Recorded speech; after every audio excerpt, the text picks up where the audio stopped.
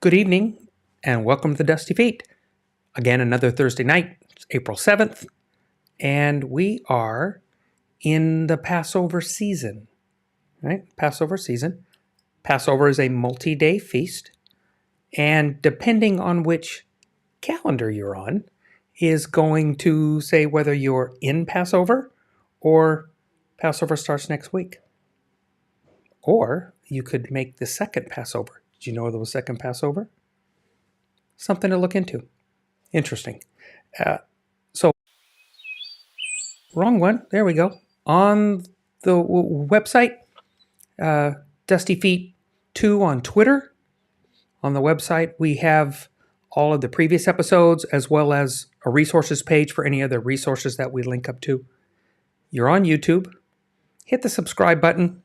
Bell icon's handy because it'll send you reminders. And a new thing that I needed to remind, links in the description. In our videos, each of these vids, we have, a lot of them will have a video or clip or an audio clip or something. The links to those are in the description. They'll be down there. It's not just that. It'll be links to the original authors' links, whether it's AlephBeta, whether it's Mackie, whether it's Skip Moen. The links will be there to their main sites, as well as the individual material that we're talking about. Be handy to have as we go. So tonight, Yetziat Mitzrayim, Passover, and the secret of divine empathy. Fohrman's going to take us to some places that I know I've never been. So I think it'll be fun to see what you think. And as always in the Dusty Feet, this is a place where we can safely explore the endless ways of God, interconnection of His creation, where belief understandings may be challenged, divine misunderstandings may exist, and traditional teachings might falter as we pursue connection, context, and community with God and each other here in an environment of grace and love. So here we go with more branches on the vine with AlephBeta on the Dusty Feet.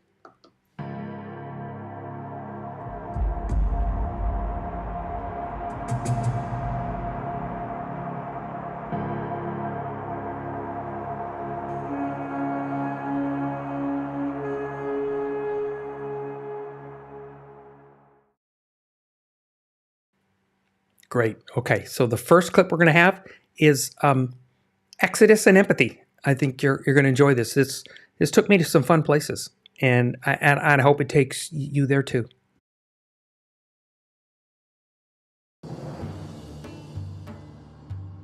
Hi folks, I'm Rabbi David Fohrman, and Pesach is just around the corner, so let me just ask you this very fundamental question. What is the Exodus from Egypt supposed to actually mean to me? God redeemed us from slavery all those years ago, but how should that actually change my life today? God himself seems to give us a very clear answer to that question. Right at Mount Sinai, just weeks after the Exodus, he talks about the Exodus and seems to very clearly imply its meaning. He says to us, right in the very beginning of the Ten Commandments, Anochi Hashem Elokecha asher hotzeiticha me'eretz Mitzrayim m'beit avadim. I am the Lord your God who took you out of the land of Egypt, from the house of bondage. And then what's the next thing he says? 600 and so odd commands. It's quite a laundry list. God's logic here seems pretty clear. I took you out of the land of Egypt, so you should keep my commandments.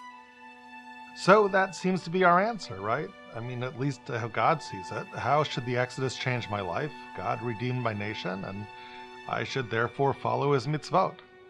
Which seems kind of reasonable, doesn't it? I mean, God dramatically transformed our lives for the better. He took us out of Egypt, out of slavery with signs and wonders. It seems like the least I can do to follow his 613 laws, right?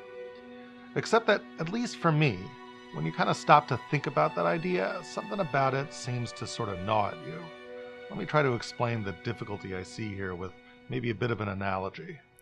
Imagine you're traveling through Europe and your car breaks down on some back road.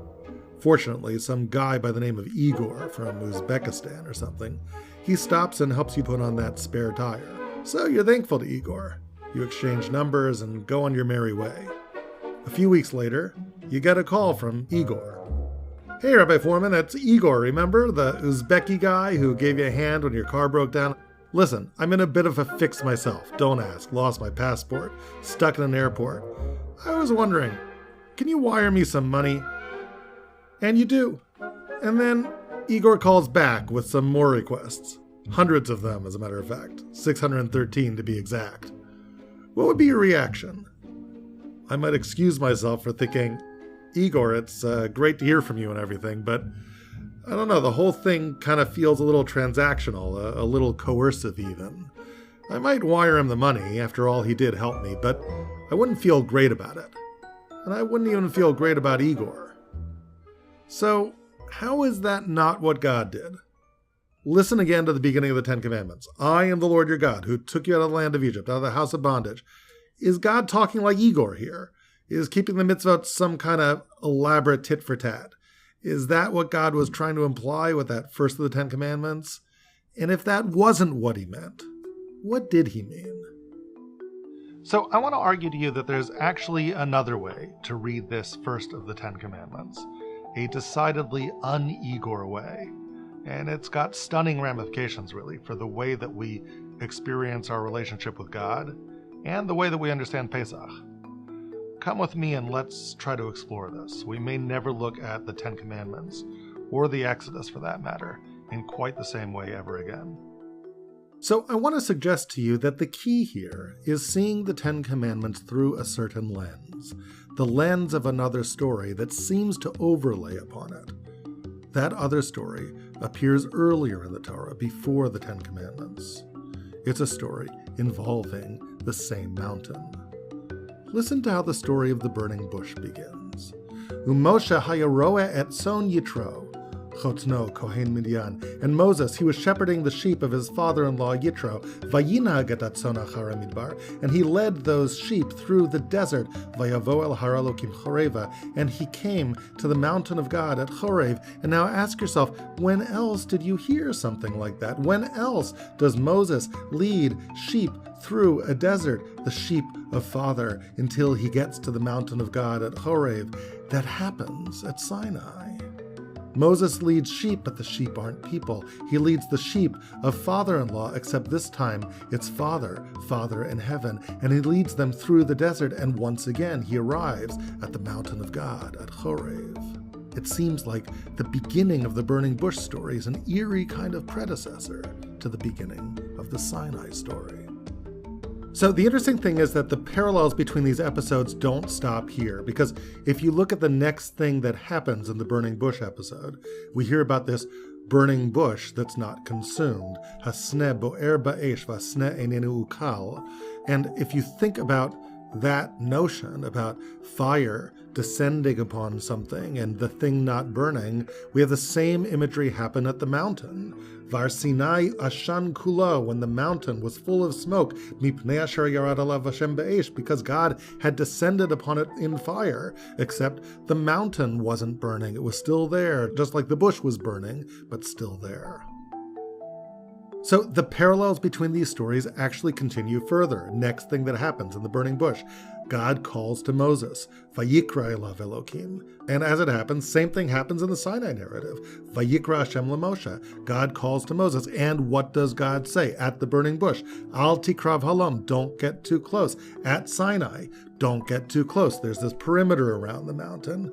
If the people invade the perimeter, they might die. It's too dangerous. So if you add it all up, we've got 4 parallels in order in both of these prologues, right? First verse of the burning bush narrative. You got Moses leading those sheep through the desert. You've got this burning bush that's not consumed. You've got God calling to Moses. You've got this command, don't touch. That's the way it is at the burning bush, and that's the way at Sinai. So if the prologue to these stories is the same, what about the stories themselves? What about what God says at the burning bush? What about what God says at Sinai? Could they somehow be related too? Well, the next thing that happens at the burning bush is that God speaks to Moses and tells him that he wants him to lead the people out of Egypt. Moses tries to avoid taking the job, and God and Moses have this back and forth with one another. Moses gives 5 reasons, one after another, why he can't go. and God parries each of those 5 excuses. And at Sinai, the next narrative is the 10 Commandments, with 5 commands on each of the tablets. So, if these parallels between the stories continue, it might be the case that the private conversation between God and Moses at the burning bush somehow becomes the basis for the public conversation between God and the people, in at least the first 5 of these 10 commandments. To see if that's true, what we're going to do is to continue going through each of these stories, the burning bush and the first tablet of the 10 commandments. As we do, we're going to pay attention to how these play off of each other. And we'll also pay attention to the common thread that seems to be developing in each narrative. In other words, what theme binds together the various different parts of God's conversation with Moses, and what theme binds together the various different commands on the first tablet. Let's begin with the burning bush. Vayomer, and God said, Anochi Elokei Avicha, I am the God of your fathers. Those are the first words of the 10 Commandments, the same Anochi, Hashem Elokecha. But there is a difference, isn't there? Because the first time around at the burning bush, who was God? The God of your fathers. The second time around, who is God? I'm your God, Anochi Hashem Elokecha. Why? What's the difference? Why the second time around at Sinai, all of a sudden does God become your God? The answer is, look what he says. Why am I your God? Anochi Hashem Elokecha, asher hotzeiticha me'eretz Mitzrayim, because I did something. I just took you out of Egypt, the house of bondage. That makes me your God. See, the first time around, I hadn't done that yet. Now, though, I'm no longer just their God. I'm your God. I just took you out of Egypt. As it turns out, those words, too, are borrowed from something God said to Moses at the burning bush, because the exchange opened with, I am the Lord, God of your fathers, and it ended with, and Moses, you're supposed to take my people out of Egypt. So if you kind of put those two things together, Anochi Elokei Avicha v'hotzeat ami b'nei Yisrael miMitzrayim, that sort of becomes, I am the Lord your God who took you out of the land of Egypt, the house of bondage. It's right there.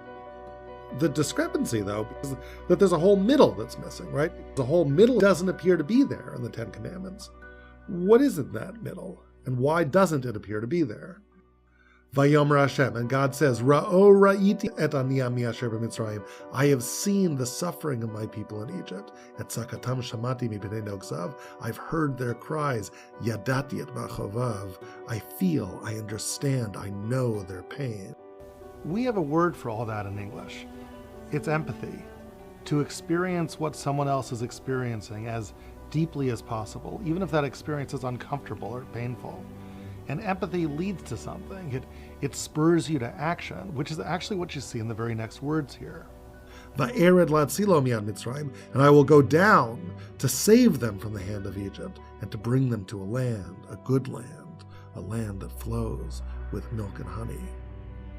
God feels what the people feel and acts to save them because he feels their pain so deeply. Why doesn't that get reflected in the 10 Commandments, in that first command? Why does the middle of that statement of God go missing? Unless it doesn't go missing. Because there's one more word in the 10 Commandments that got sort of surreptitiously added. It's God's name. You see, back at the burning bush, Anochi Elokei Avicha, I am the God of your fathers. But at the 10 Commandments, Anochi Hashem Elokecha, I am Yud Hey and Vav and Hey. That special, mysterious name of God, what does it mean? I want to suggest a radical theory to you. That word, that one word, that name of God, it's actually shorthand for everything that was in the middle of that sandwich. It's shorthand for the God of empathy, and therefore the God of action. That's who I am. That's what I'm introducing myself to you as in these 10 Commandments. And that's why this God should matter to you, because I cared deeply enough that I couldn't help but act. That's why I should matter to you. Now let's look at the second exchange between God and Moses at the burning bush. And I think you'll see how it actually animates the second of the Ten Commandments. Along comes Moses to God and says, Mi anochi ke'elech el paro. Who am I that I should go to Pharaoh? V'chi yetziat Yisrael Mitzrayim. How could I possibly take the people of Israel out of Egypt? To which God responds, Moses, it's going to be okay. Ki eheyeh imach. I'm going to be with you. And plus, here's the sign that I've sent you, that you represent me. When you ultimately take the people out of Egypt, you'll be right back here. Ta'avdun et Elokim ala harazeh. You're going to serve God on this very mountain. Now, if you take those words, it's become the crux of the second command of the Ten Commandments. Lo yihye lecha Elohim acharim al panai, God says. There shall not be for you other gods. Lo ta'avdein, you shall not serve them. It's the same words, borrowed from what God said back at the burning bush. The private conversation between God and Moses becomes the template for the national conversation between God and the people of Israel. And, in our case, it becomes the rationale for the prohibition against idolatry. Because why is it that idolatry is prohibited? Why is it that God asks this kind of loyalty from us? It's not just a transactional demand of Igor who calls you in to cash in his chips for what he once did for you. No, that's not the tenor of the command here. Listen carefully to what it was that God said to Moses back at the burning bush. What was Moses' concern? Mi anochi ki elech el paro. There's that word, anochi. It was the first thing God had ever said to Moses. Anochi Elohei avicha, I am the God of your fathers. Along comes Moses and says, yeah, but who am I? If you are Anochi, you're a somebody. I feel like a nobody. Mi anochi ki elech el paro. How am I supposed to go to the king of Egypt? To which God responded, you know how you're a somebody? Because I'm going to be with you. That idea of being with you, we've heard that idea before too. That's basically what God had said the first time around, in the first exchange with Moses, except he had said it about the people as a whole. I'm with them, I understand their suffering. But now, I'm not just with them, Moses. I'm with you personally, one person. I'm with them in their times of pain, and I'm with you in your time of trouble too. You don't know how you're going to Pharaoh. Don't worry, Moses, I got you covered. I'm with you. That, in a word, becomes the soul of the second command. You know why you should be loyal to me? Because of the deepest kind of loyalty there is. The kind of loyalty that's expressed in empathy, in love. I'm the God who stands with you. Would you really betray a God like that? You wouldn't just exchange him for some other God. Lo yiyeh lecha means, in effect, don't desecrate the ki eheyeh imach quality of God, God's with-you-ness. That with-you-ness is really the greatest gift he can give to you. Give it back to him as well in some kind of way. Be with him. Don't betray him. So let's move forward into the third exchange between Moses and God at the burning bush. If our theory is right, it should correspond to the third principle of the Ten Commandments. Don't take God's name in vain. And guess what? As if on cue, the third exchange between God and Moses at the burning bush revolves around what main issue? God's name of all things. Moses says to God, Hine anochi bal b'nei Yisrael. Okay, fine, God. You said I'm a somebody. I'm going to go to Israel. I'm going to tell them that God sent me, and they're going to say, what's your name? What should I tell them? To which God says to Moshe, you know what you should tell them? Eheyeh asher eheyeh. I will be that which I will be. Fascinating, because the name that God gives to Moses to tell them is that word Eheyeh, which showed up in our last exchange of the burning bush. Remember, that was God's answer to Moses before, when Moses says, who am I? I'm a nobody. God says, you're not a nobody, I'm with you. Ki Eheyeh imach. Now God says, you know what that idea, Ki Eheyeh imach, that's actually my name. But God says something interesting here. He doesn't just say Eheyeh once, he says it twice. Eheyeh asher eheyeh. What would that even mean? Well, the sages in the Gemara and Brachot, quoted by Rashi here, have an explanation. They said it actually had to do with empathy. They understood that Ehyeh is used in the context of empathy before, when God said, I will be with you, Moses. And now God is saying, I'm not just with you, Moses. Tell the people that I'm with them. I'm with them in their times of trouble now, and I'm with them squared in all future times of trouble. I'm with them timelessly in some kind of powerful, concentrated way. To really be with somebody empathetically, it strikes me that one of the things you sort of need to do is concentrate your sense of being. You can't be distracted, right? And there's different ways of concentrating your sense of being. If you're telling me about something really painful and difficult in your life and I'm glancing off at my iPad or something and scanning around at the room, looking at other people, if I'm doing that, my attention is fragmented. I'm not really there with you.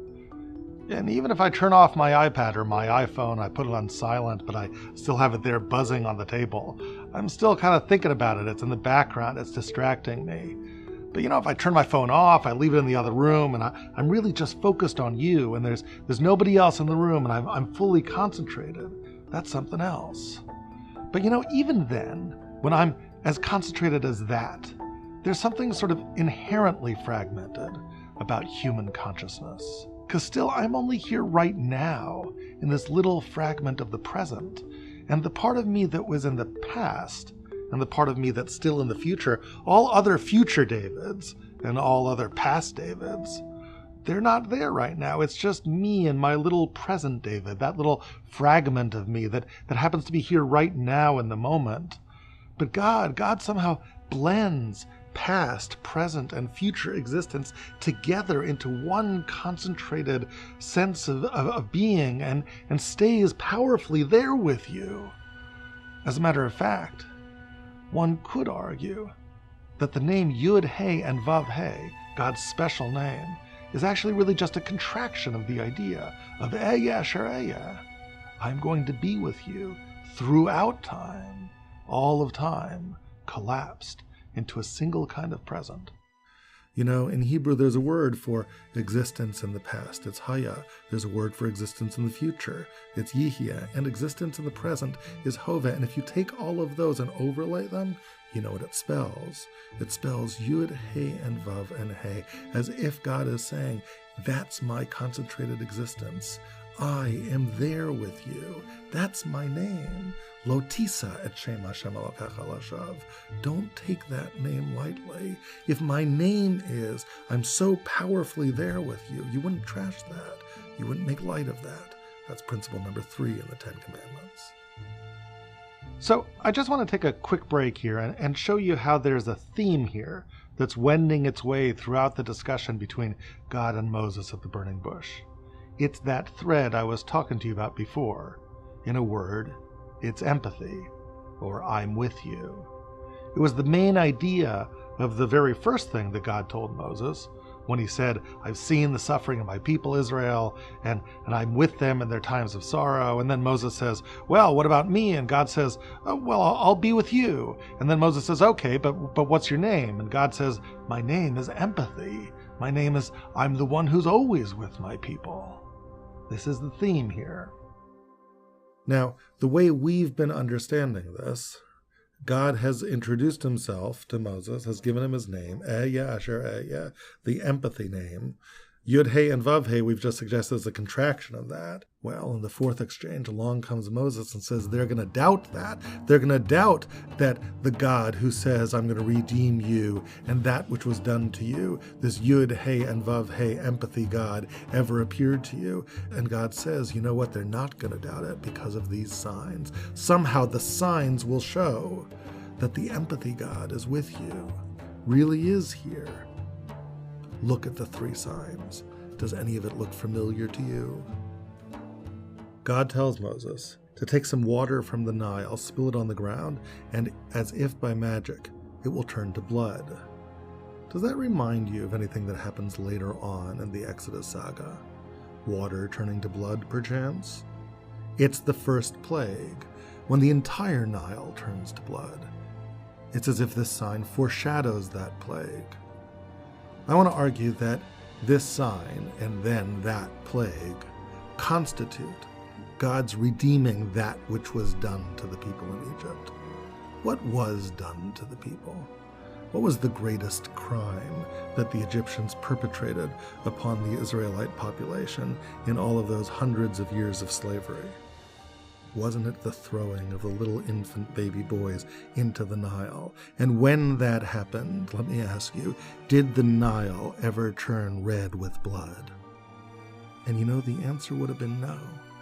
There's like 9 quadrillion gallons of water in the Nile, too much for it to turn into blood. And so the Nile conspires, as it were, to cover over the crime. It's as if at night there's screams and there's terror and there's stormtroopers taking babies from parents, but in the morning when the parents come before the court and says, "Where's my child?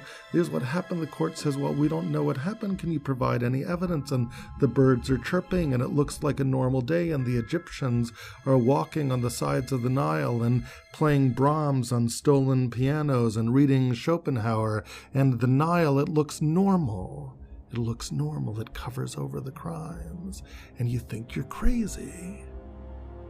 Well, God validated what was done to the people. The first step in redeeming people isn't just taking them out of Egypt.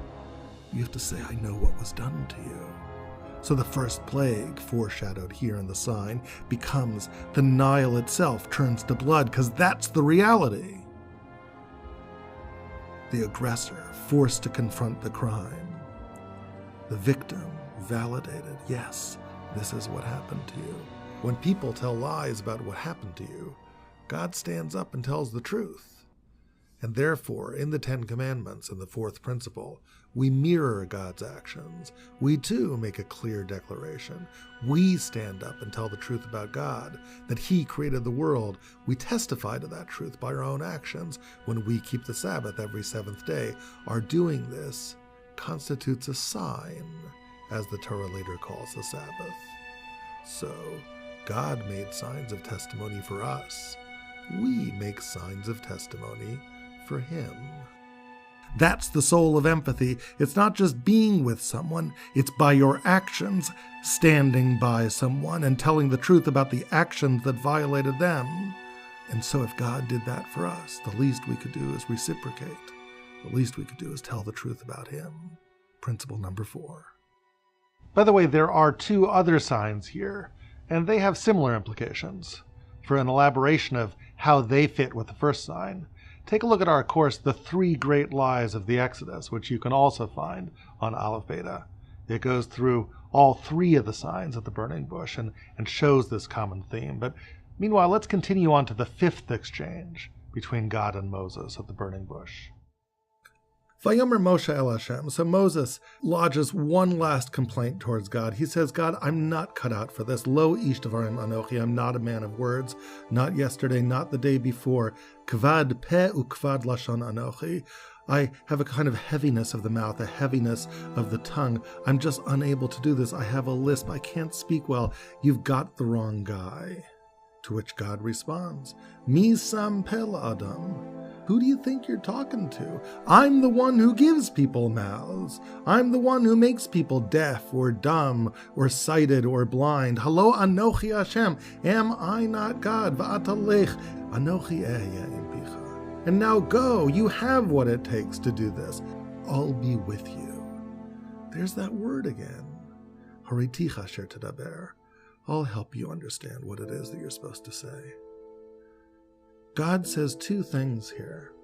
The first thing He says is, I'm the one who makes people with deficits and gifts. And if I say you have the tools that you need to accomplish what you can accomplish in life, then you have those tools. And the next thing God says is, hey, don't worry. I'm going to be with you. I'm going to be with your mouth. I'll help you. Moses thought he had a deficit. Kvad peh ukvad lashon. Isn't it fascinating that the Hebrew there is kaf peh daled, and that deficit that Moses was talking about turns into a plus when God says, kabed et avicha v'et imecha. Honor your father and honor your mother. What's the reason you don't want to honor your parents? You say to yourself, I don't like the life you gave me. I don't like the genes I got from you. I feel it's like somehow all wrong. And when God comes in the Ten Commandments says, no, kabed et avicha v'et imecha, honor your father and mother, what's the Torah really saying? Your parents gave you undoubtedly gifts and undoubtedly deficits, but you have what you need in this world. Honor your father and mother. They gave you exactly what you need. And your parents hopefully gave you something else as well. They stand by you. They're with you. They're with you at soccer practice. They're standing in the back of the room at the school play. And that means something to you. It helps you make the most of yourself. That's what God was telling Moses. I'm with you in your mouth. Even as you're worried that your inability to speak is a great deficit for you. I'm with you. So kabed, honor them. The life they gave you, that mysterious combination of deficits and gifts, it's a reason to honor them. When your parents gave you those gifts and stand by you, you are able to achieve what you need to in this world. So, when we stand back and look at the conversation between God and Moses at the burning bush, we find a common thread animating each of their 5 exchanges. That thread is, Ehyeh, I'm with you. The God of your fathers is the God of being with you, the God of empathy. God acted on our behalf because he cared deeply about us. He was there with us. He allowed himself, as it were, to feel what we felt and to act on that basis. What then are the 10 Commandments? Seemingly they are corollaries of that divine empathy, ways that we, the recipients of God's love and care, are meant to respond to it. When at Sinai we accepted the 10 Commandments, we showed we didn't want to merely be passive recipients of God's empathy, but to reciprocate it. The 10 Commandments all boil down to a single essential truth. If our Creator is there for us, we want to honor that. We want to be there for our Creator too. So, what about our old friend Igor? I would argue that when God, in the beginning of his 10 Commandments, states that he is the God who took us out of Egypt, he's not guilt-tripping us, so much as offering us an opportunity. The 10 Commandments are mitzvos, commands, yes, but even more than that, they express the chance that we as human beings have to be a full partner in a relationship with God, a giver and not just a taker. In accepting the 10 Commandments, we commit to respond to a loving God with love, care, and honor of our own. So this year, as you sit around the Seder table and you ask yourself, what does the Exodus really mean to me? Maybe the 10 Commandments is somehow an important part of the answer.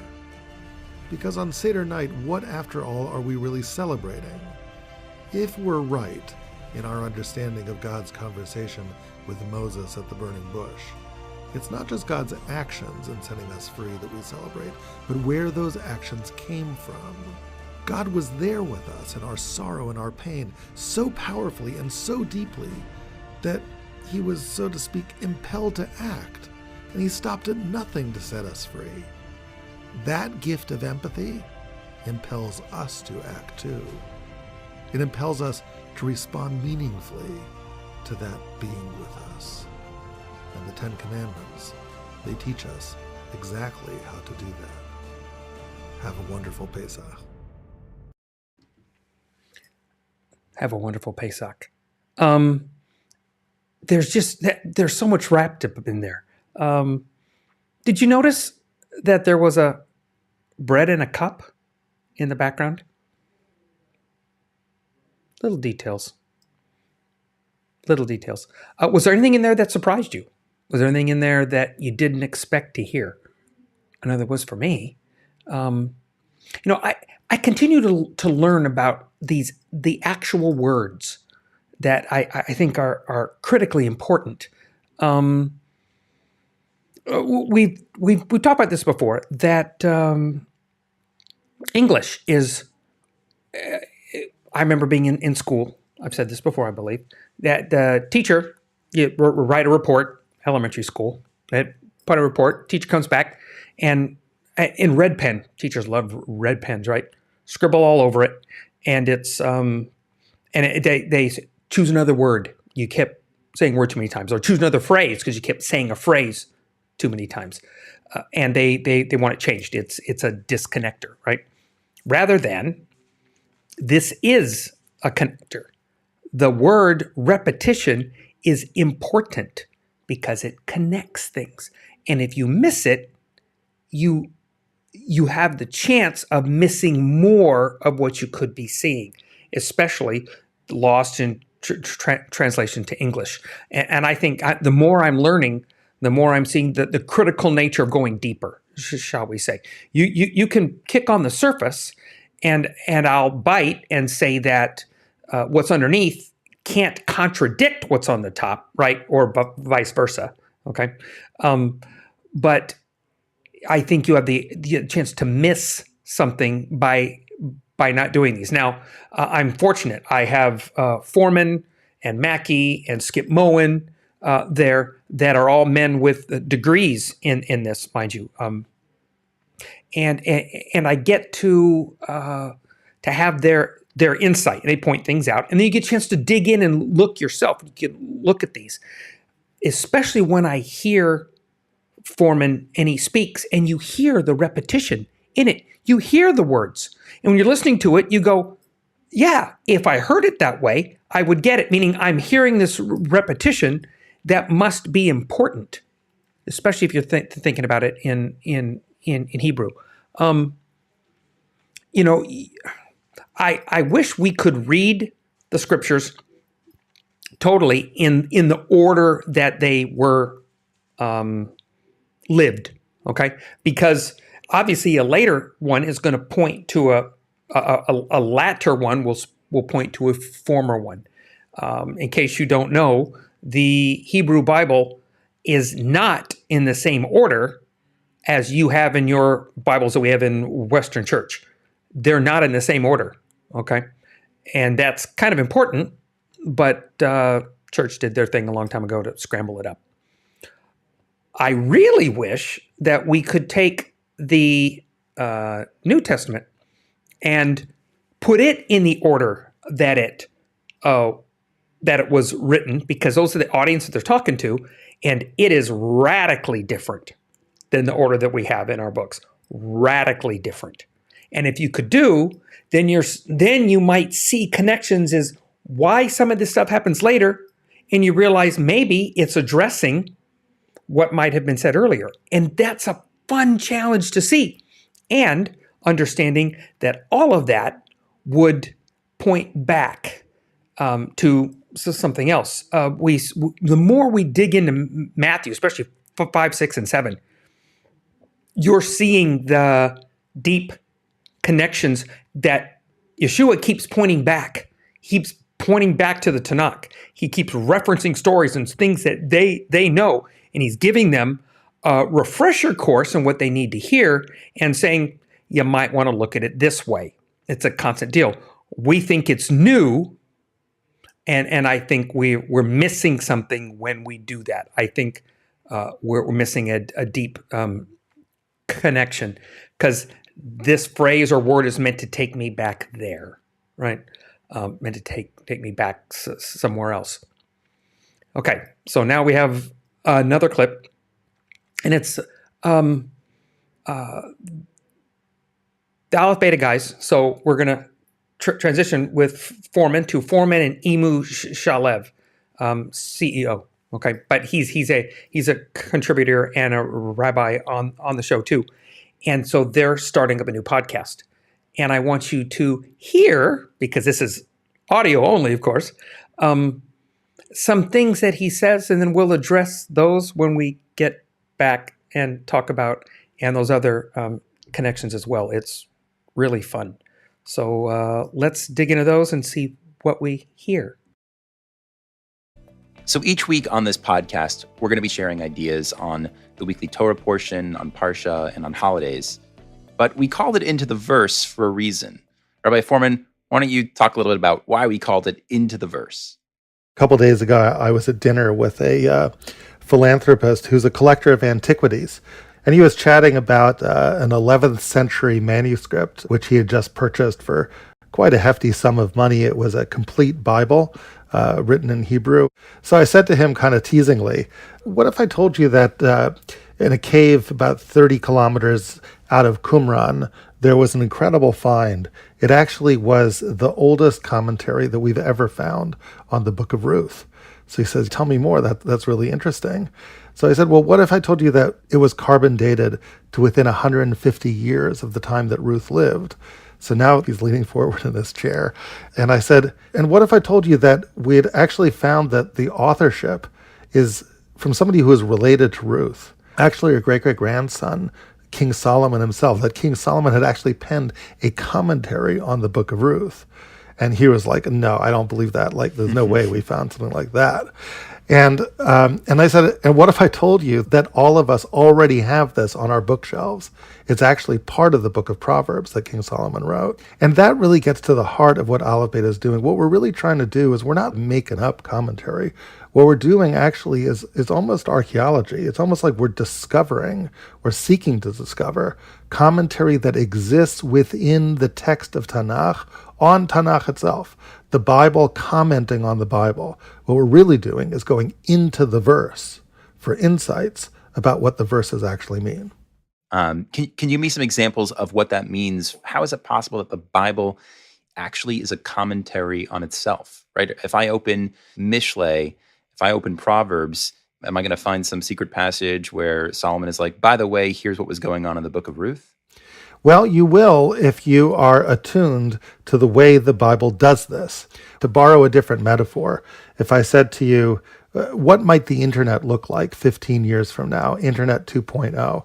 Well, if you could figure out the answer to that, you'd make $1 billion, right? Like, what's the next great thing in the internet? So what if I told you the next great thing was a revolution in what hyperlinks can do? Right now, when you click on a hyperlink, you go from one place to somewhere else on the internet. But what if a hyperlink could actually do so much more? What if when I clicked on a hyperlink, it actually opened a window to give me a perspective upon the place that I'm going to go to, that I see place B on the internet from the perspective of point A. And if I really want to understand point B, then I can click to it from 4 or 5 different hyperlinks and get 4 or 5 different perspectives on something so I could really see it in all of its richness, really see it in all of its dimensionality. So you might say, well, Rabbi Fohrman, that's just a pipe dream. You could invest trillions of dollars in the internet and not figure out how to do it. But I think it's actually already been done. What I'm talking to you really about is not the future, but the past. I think it was done 3,300 years ago. It was done without electronics, and it was done in the Bible. And the very thing which makes the internet so compelling to us makes the Bible compelling 3,300 years ago, but in a much more radical way. What I'm talking about here is one of the maybe 13 or so different methodologies that you'll see in AlephBeta, but it's kind of intertextuality. It's the idea that the Bible will signal connections between texts. And if you really want to understand what's going on in the book of Ruth, there's signals encoded into chapter 31 of the book of Proverbs that say, I'm talking to you about the book of Ruth.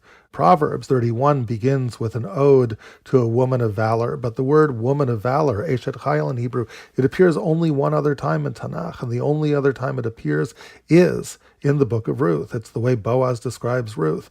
Now, if it was just that, you'd say it's coincidence.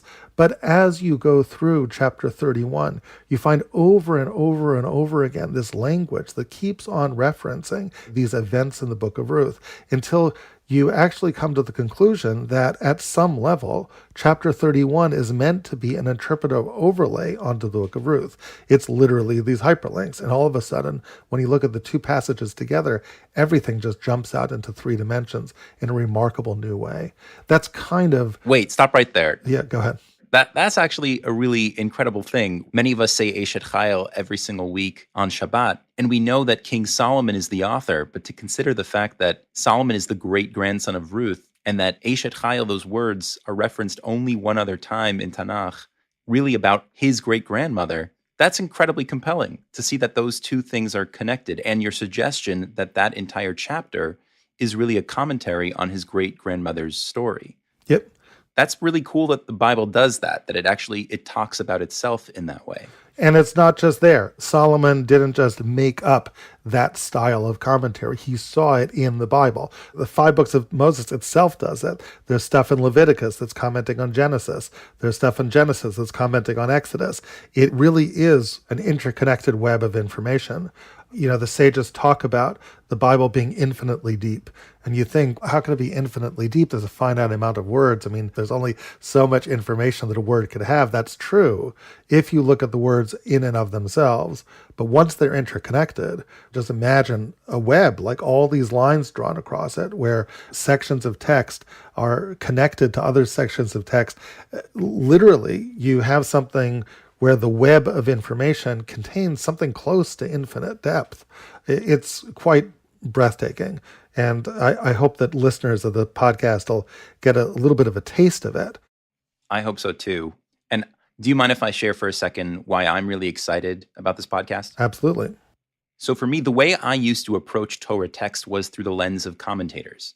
So this notion that there is a really early commentator, that the Torah is a commentator on itself, is intriguing because when I study text, I'm always hunting for, my favorite commentator, the one that's going to give me the deepest insight or an inspirational Dvar Torah. But what excites me about this is that once you know that the Torah encodes its own meaning, then it makes you excited to jump into the verse and actually see what the Torah has to say about itself. And it really gets your mind turning. I remember at the beginning of Genesis, it talks about how Adam and Eve are arumim, that they're naked. And then the very next verse, it talks about how the snake is arum. He's cunning. It's the same words, and it's sort of the Torah is holding out a sign saying, hello, stop and interpret me. And when you know the Torah does that, it's sort of like a mystery, a little puzzle to play with and actually say, I wonder why the text refers to Adam and Eve as naked and the snake as cunning in the same word. Is there some sort of relationship between nakedness and cunningness? And is that going to help me understand why the consequence of eating from the tree of knowledge of good and evil has something to do with shame over nakedness? It's just really fun to sit back and meditate on all the puzzles that the Torah affords and the meaning that emerges from them. So I'm excited to share that with our listeners. Well, Emu, I think it'll be a fascinating journey.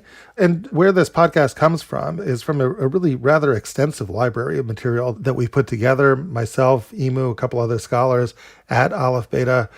We put them together mostly as animated video presentations. Come check out at AlephBeta.org. We're giving you a sample of this curated for you as you go shopping, as you're in a car, as you're taking an exercise walk, something you can listen to without having to use your eyes and ears together looking at an animated video. But if you find yourself intrigued by what you listen to here, I invite you to take a deep dive into the library at AlephBeta.org and see where all this comes from. I think it's something that you may find really it tickles your curiosity and touches you in a way that's very spiritually deep and meaningful.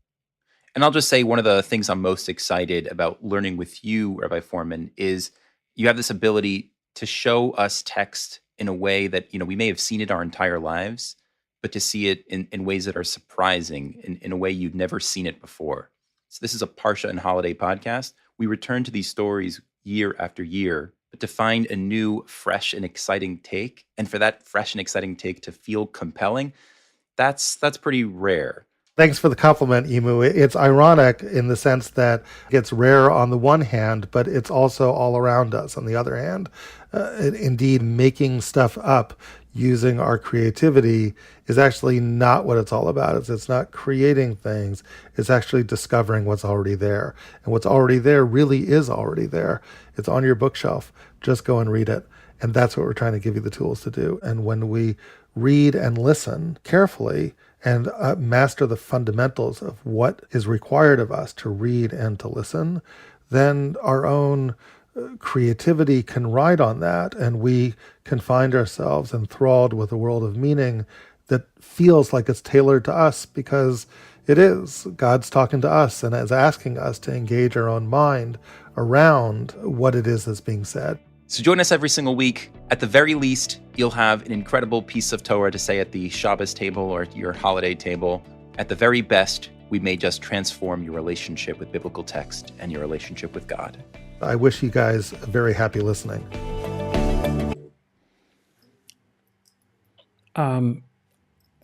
I find it interesting, I do anyways, that the connection pieces.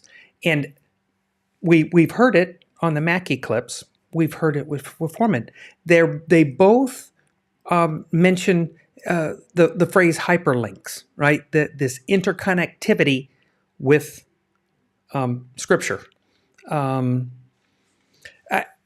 It's funny. I in my head for a picture that, because I like pictures in my head in these pieces, and I don't know how many of you have had the opportunity to drive in a large city. Okay, I have in LA, and you're at highways that have 6 lanes on both sides, and sometimes those 6 lanes are packed, right?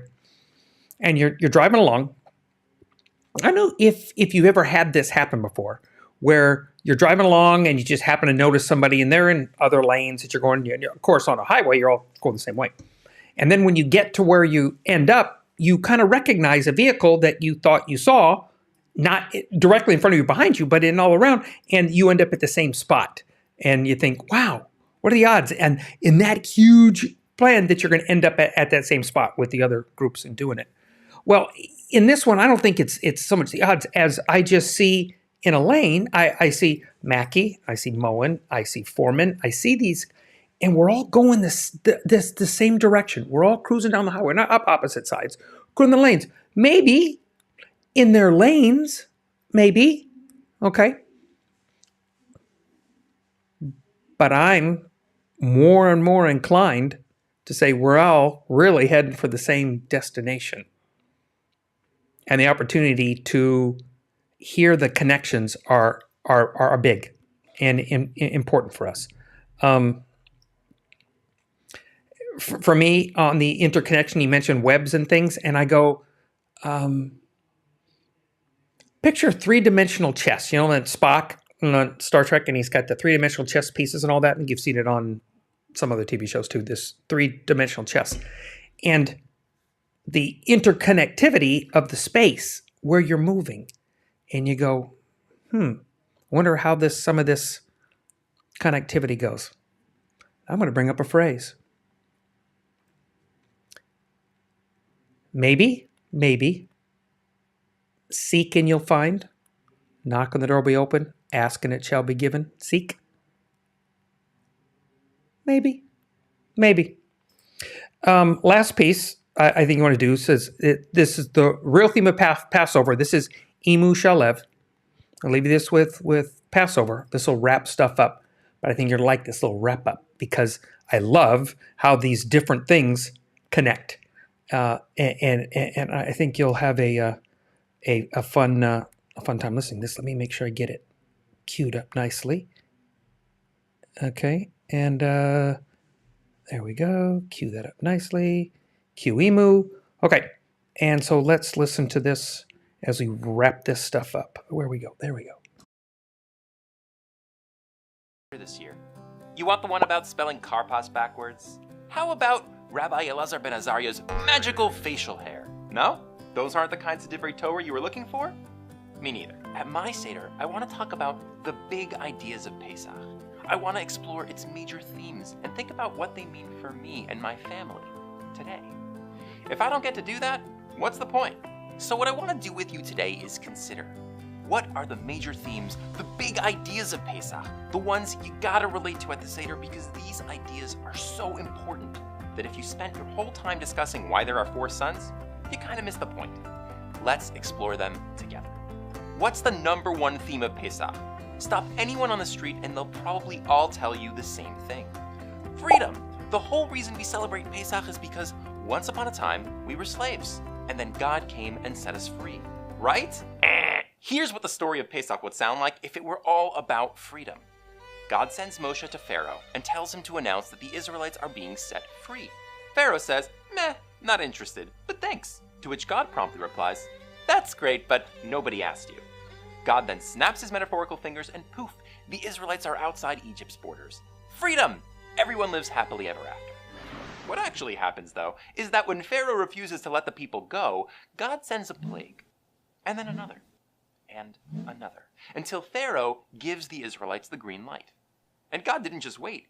God hardened Pharaoh's heart, made sure that the Israelites weren't freed too early, to guarantee there would be more opportunities to send more of his plagues.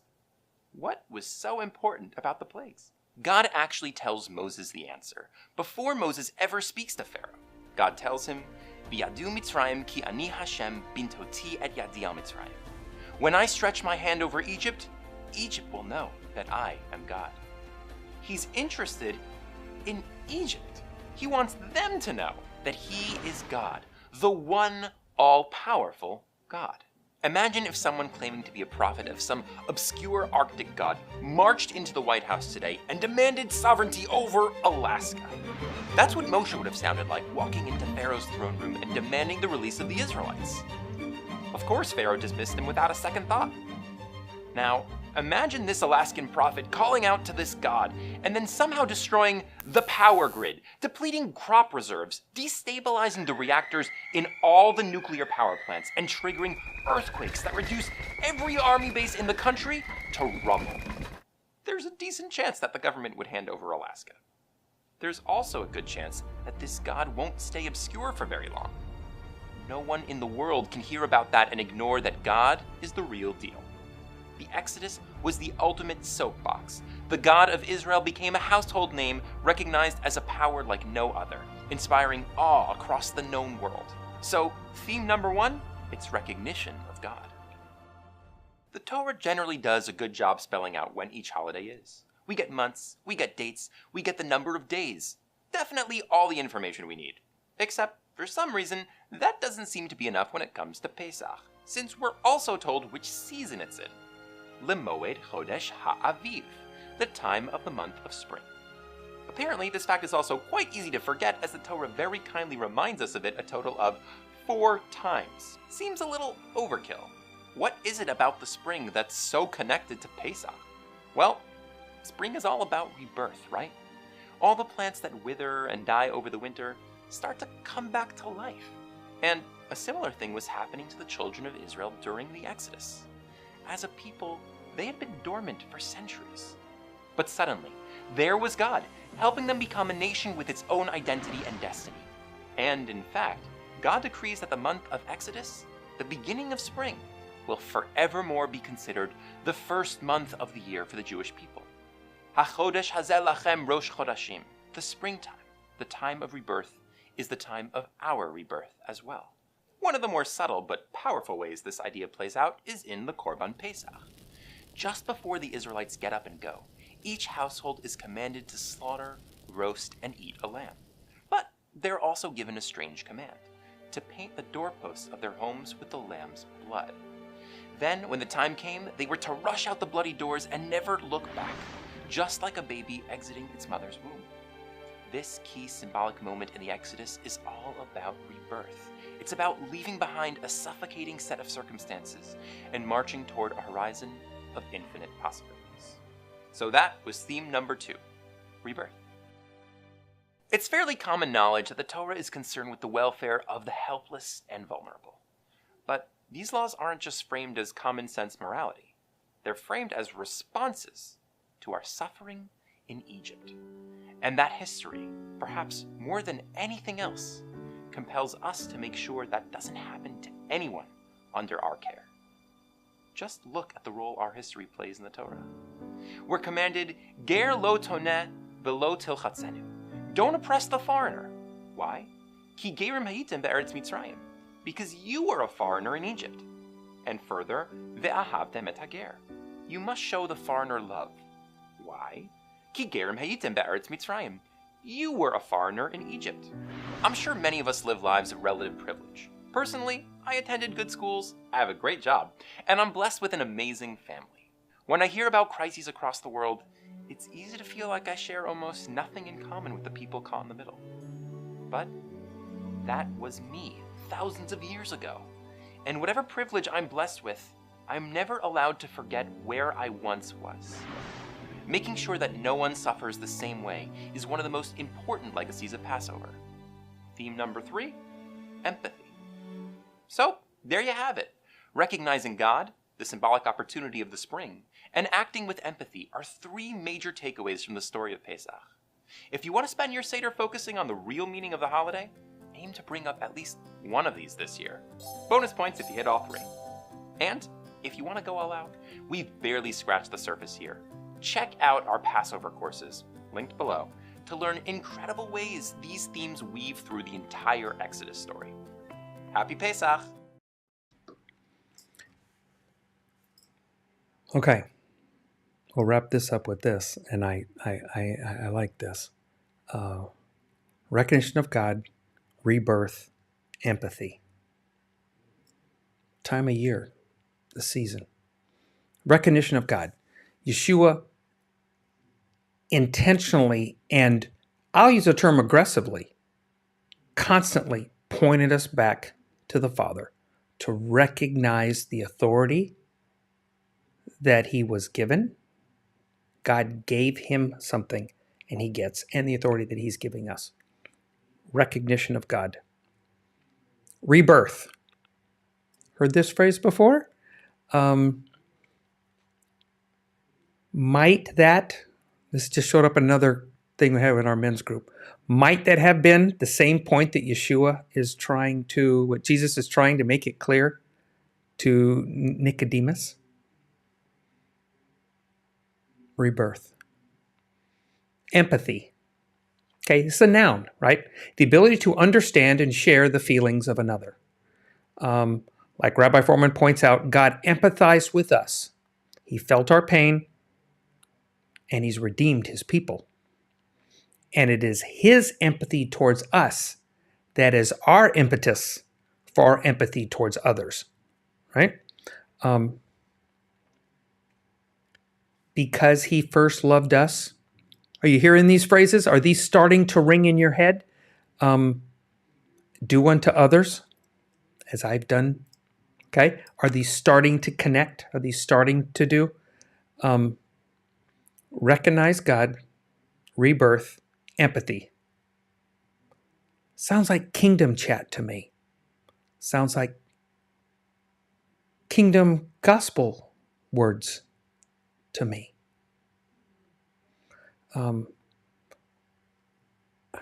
I hear these connections. I see these red strings, the web that he was talking about. I hear them more and more, and I see them more and more in Scripture, and the interconnectivity and the hyperlinks that connect these. And I want us to continue to look for these hyperlinks. And the last thing that's Fohrman brought up, one of his things to bring up, he said, and honor your mother and your father because they gave me what I need. So I want to thank my mom and dad for giving me what I need. I love you. And let's hear the point to ponder on a lighter heart, but still one of my hearts. I like J.R.R. Tolkien. So he's a couple of lines that I'd like to leave us with. Not all those who wander are lost. And all we have to decide is what to do with the time that is given us. J.R.R. Tolkien. And thanks for with us tonight on The Dusty Feet.